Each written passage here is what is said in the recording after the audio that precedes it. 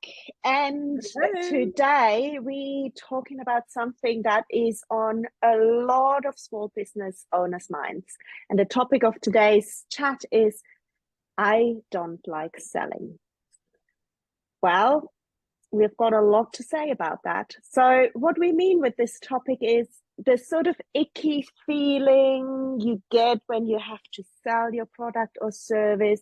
You feel like you can't ask for the sale because maybe you've had bad experience about being sold to and you just don't like it. Some people just don't like selling.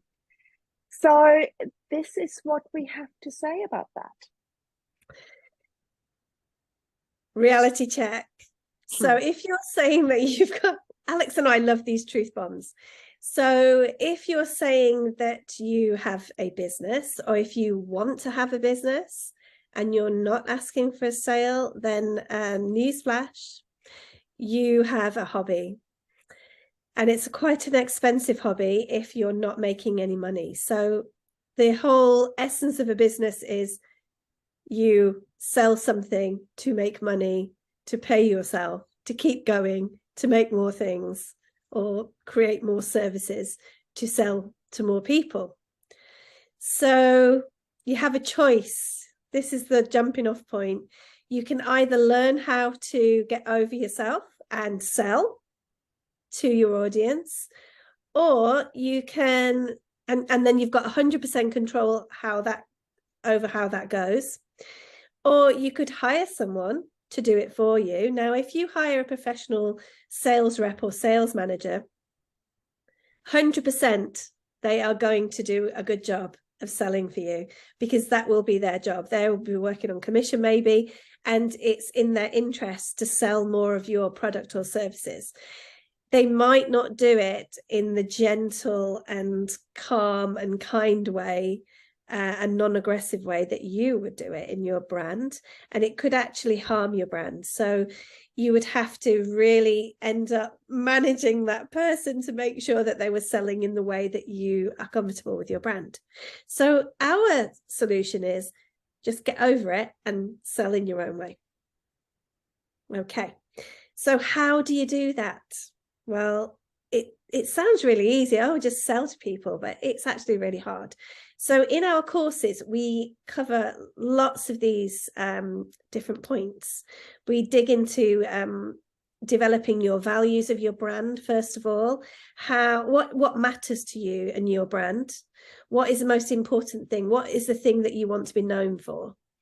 And once you've established those values and you know what it is that you're doing, your why for your business, then you can then think about how you're going to build the brand look, how it feels, what it's going to sound like, what visuals, what colors, what font, what images you're going to use, what kind of mood you want to create.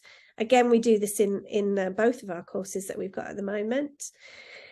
Also, when you've done the values work and when you've done the brand work, and you've really dug down deep into what really matters to you, then you're going to develop this belief in your brand. And that is, for me, the crux.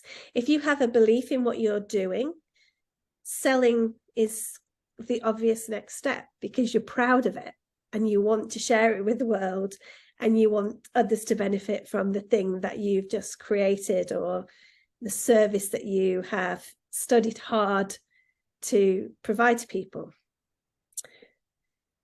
Alex, that was Also, my line. yes. Pick up the bus. Also, to keep in mind is when you're selling, be authentic, right? Don't try and copy someone who you admire and who does a really good sales pitch, may it be online or on email or offline in a real sales situation in a shop. Don't copy those sort of people because it's not going to be you. And don't, especially when you are doing online selling through email and social media, for example, don't change your voice when you're selling something compared to when you actually just talking to somebody. Just be yourself, be authentic. And always, it always helps me and I think, Victoria, you the same, to put yourself into your ideal customer's shoes. What problems do they have? What problems do your services or products solve for them? And even with luxury, apart from luxury problems, they don't really solve a problem. Most products and services actually solve a problem. You may teach, sorry, Sorry, go you may ahead. teach something to somebody because that person has a problem and needs to learn, or you might, pretty earrings that I bought, they make me feel good, right? My problem was I woke up, I felt a bit meh, so I put on some pretty earrings and they made me feel good. It's a small thing, but when you come from your customer's point of view, what problem do they have and how can I solve it to them? Selling is actually just helping them to feel good, right? Also, though, I was going to say that I don't know about anyone else, but I don't really like shopping particularly. But so when I shop online, I really enjoy it when people have products that I go, oh, they're nice. And so in my family would really like that. So I'm going to put that, save that post. I'm going to think about that for my mum's birthday or Mother's Day or my husband's Christmas present. I'm not a shopper, so I don't like to go around shops doing that. So if you're not getting in front of eyes and telling people you're selling the thing, then you're missing customers like me who go, oh, I'm going to buy later. And I just mental notes. Okay, right. Yeah. You're solving my problem because I don't know what to buy my husband for his birthday. Yeah. And a last comment from me on that, like one of the nicest testimonials I ever received without even asking for was a customer of mine who received one of my newsletters, one of my email newsletters, and I think I had done like a list of things for the home or something, like someone who likes being cozy. I don't remember. But she emailed me back and she said, oh my God, I hadn't even thought of your wonderful shop.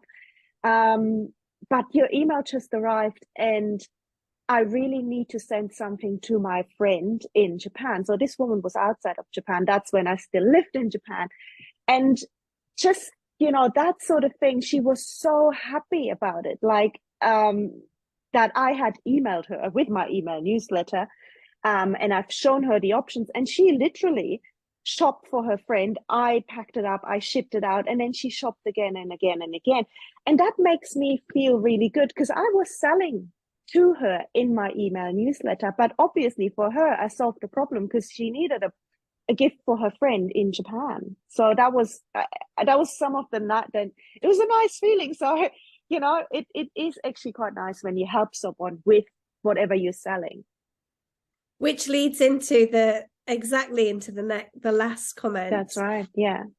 Which is, had you not sent that email out, then that person's problem would have remained unsolved for that time, right?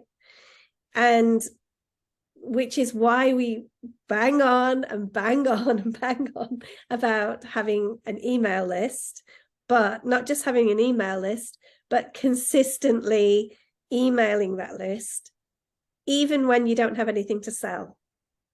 And especially when you don't have anything to sell, because sending out emails with valuable things in it, like tips, tricks, shortcuts, I don't know, inspirational quotes, inspirational images, that is nothing to do with actually selling, but you're staying in front of eyes and also you're developing the know, like, and trust value in your business, and also hammering home what matters to your brand.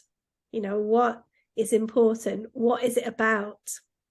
Why are you different to everybody else? Without even saying, buy this product or book this course. So consistency is the key, and actually selling is the key, unless you want to have a very expensive hobby. Yeah. So our call to action today in the comments is, how do you feel about asking for the sale. So share below. How does it make you feel? Do you feel icky? Do you feel awesome? Do you feel inspired? Do you feel embarrassed? Tell us how you feel in the comments. Or even if you have a really good tip on how you sell really well, share that too. You know, we all can learn from each other here. All right. All right. See you in the next video. Bye. See you then. Bye.